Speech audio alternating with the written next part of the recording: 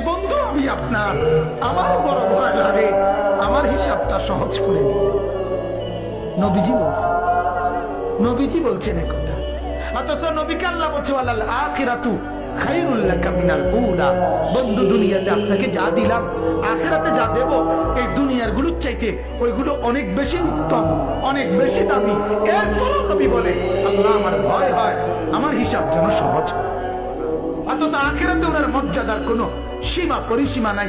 আল্লাহ তাআলা হাদিসে কুদসিতে বলছে, বন্ধু হাসরের মাঠ আমি আপনার মাঝে আর আমার মাঝে ভাগ করে নেব।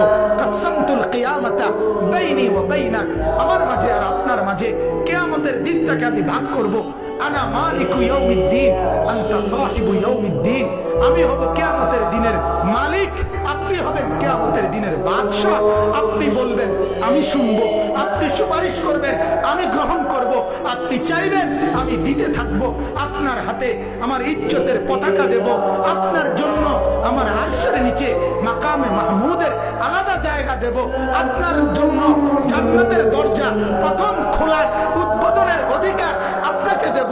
এত মর্যাদার পরেও নবী বলতেন আল্লাহ তবু ভয় হয় হিসাবটা সহজ করুন।